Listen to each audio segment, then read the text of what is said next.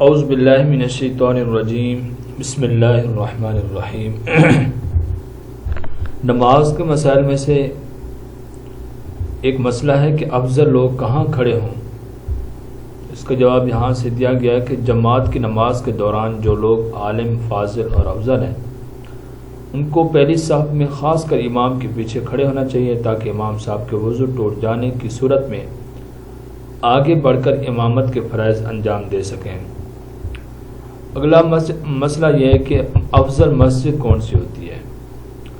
اگر قرب و جوار میں ایک سے زائد مساجد ہیں، اگر یہ سب مسجد اس کے محلے میں ہیں تو ان میں جو سب سے قدیم اور پرانی مسجد ہے وہ افضل ہے، اور اگر تمام مساجد قدیم ہونے میں برابر ہیں یا قدیم ہونا معلوم نہیں تو ان صورتوں میں جو سب سے زیادہ بڑی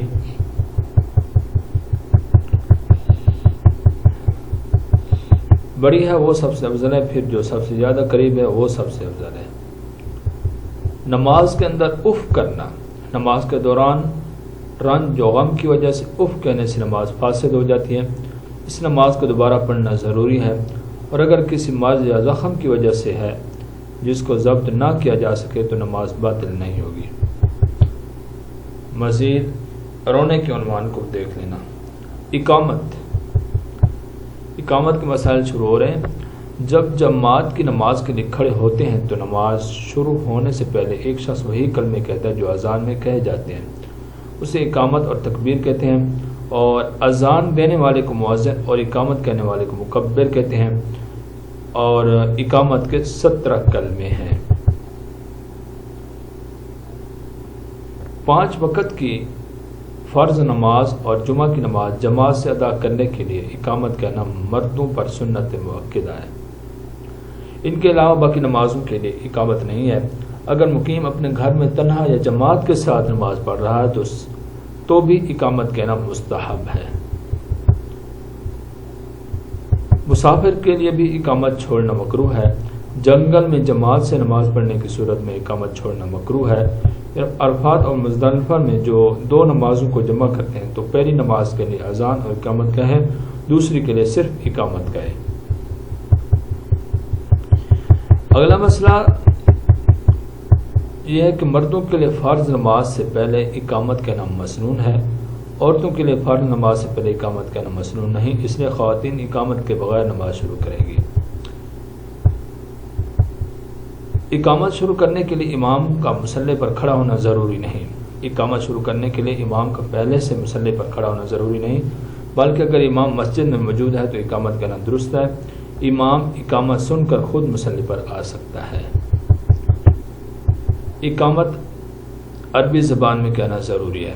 نبی کریم صلی اللہ علیہ وسلم سے اقامت کے لیے جو خاص عربی الفاظ منقول ہیں انہیں خاص الفاظ سے اقامت کہنا ضروری ہے۔ اگر کسی اور زبان مثلا اردو، فارسی اور انگریزی میں یا عربی زبان میں اقامت کے لیے جو الفاظ منقول ہیں ان کے علاوہ کسی اور عربی الفاظ سے اقامت کہی جائے تو اقامت صحیح نہیں ہوگی، مسنون طریقے سے دوبارہ اقامت کہنا ہوگا۔ اقامت کی حالت میں نماز قضا ہو گئی۔ اگر کسی آدمی کی نمازیں اقامت کی حالت میں قضا ہو گئی ہیں اور سفر کی حالت میں ان نمازوں کی قضا کر رہا ہے تو 4 رکعت والی فرض نماز کی قضا 4 رکعت پڑھے، قصر نہ کرے، کیونکہ اقامت والی نماز 4 رکعت فرض ہوئی ہے، جس طرح 4 رکعت فرض ہوئی ہے قضا بھی 4 رکعت کرنی ہے۔ اگلا مسئلہ دیکھتے ہیں۔ اگلا مسئلہ ہے اقامت کی نماز کی قضا۔ جو نماز اقامت کی حالت میں فوت ہوئی ہے اس کو قضا کرتے وقت پوری پڑھنا ضروری ہے، چاہے اقامت کی حالت میں قضا کریں یا سفر کی حالت میں، دونوں حالتوں میں پوری پڑھے۔ سفر کے دوران ادا کرنے کی صورت میں قصر کرنا جائز نہیں ہوگا، کیونکہ نماز جس طرح واجب ہوتی ہے وقت گزرنے کے بعد اسی طرح ادا کرنا ضروری ہے، اس میں رد و بدل کرنا جائز نہیں ہے۔ اقامت کے بعد دوسری نماز شروع کرنا، جب فرض نماز کی اقامت تکبیر ہو جائے تو نفل، سنت اور فرض واجب کی قضا وغیرہ شروع کرنا مکروہ تحریمی ہے۔ حدیث شریف میں ہے اذا اقیمت الصلاۃ فلا صلاۃ الا المکتوبہ، جب نماز کی اقامت ہو جائے تو اس وقت اس وقت کی فرض نماز کے سوا اور کوئی نماز پڑھنا ضروری نہیں۔ البتہ فجر کی سنت اس سے مستثنیٰ ہے۔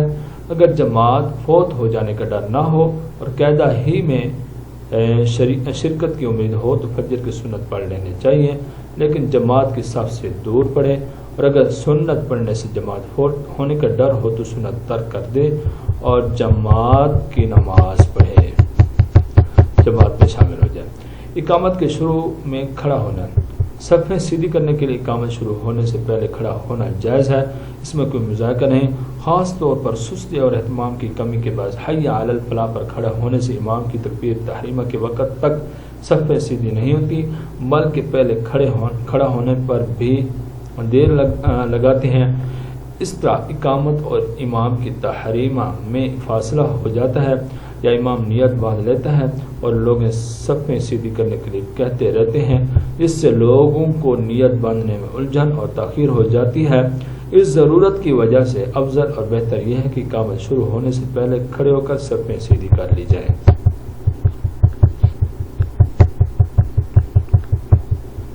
اگلا مسئلہ یہ ہے کہ اقامت کے وقت مقتدی کب کھڑے ہوں۔ جس وقت مقتدی امام کو جماعت کی نماز پڑھانے کے لیے آتا دیکھیں، اس وقت سے لے کر مکبر کے حی علی الفلاح کہنے تک کسی بھی وقت کھڑے ہو سکتے ہیں، اس کے بعد کھڑا ہونا مکروہ ہے۔ اقامت کے شروع سے کھڑا ہونا بہتر ہے تاکہ صفیں سیدھی ہو جائیں۔ اگر امام اور مقتدی اقامت شروع کرنے سے پہلے ہی مسجد میں موجود تھے تو صحیح روایت کے مطابق حی علی الفلاح پر اٹھ جانا چاہیے، اور اگر امام باہر سے آ رہا ہے تو اگر وہ محراب کے کسی دروازے سے یا اگلی صف کے سامنے سے آ رہا ہے تو جس وقت مقتدی امام کو دیکھیں اس وقت کھڑے ہو جائیں۔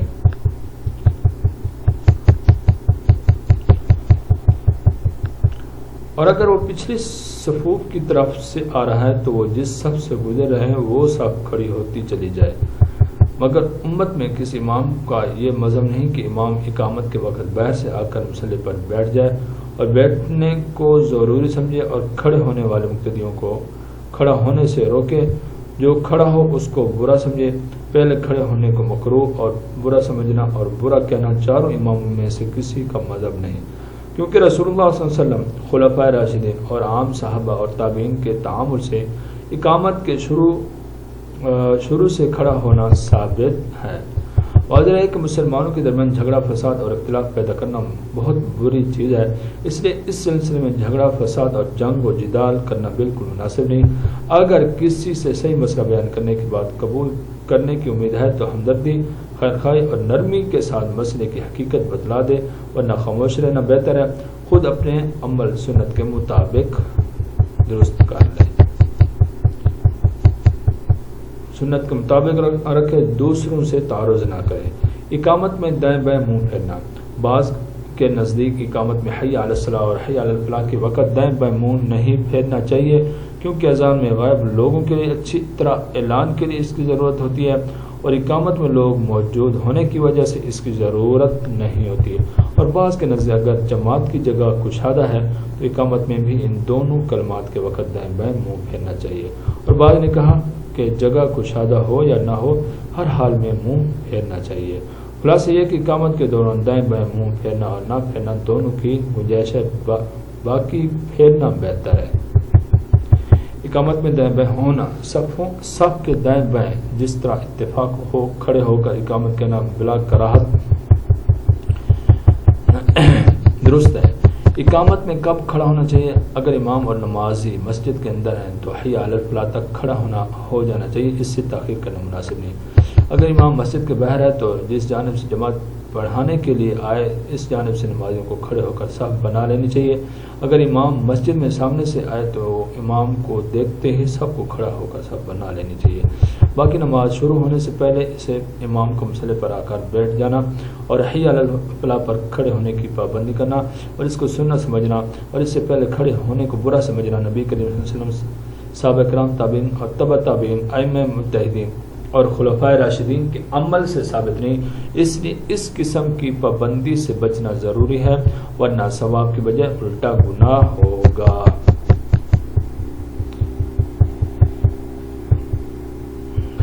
ابتدا پانچویں رکعت میں اقتدا کرنا، یہ علیحدہ ایک عنوان آئے گا باقی انشاءاللہ جو مسئلہ ہے یہ مسئلہ اگلے ہم ویڈیو میں پڑھیں گے. مجھے اپنی دعاؤں میں یاد رکھنا. السلام علیکم ورحمۃ اللہ وبرکاتہ.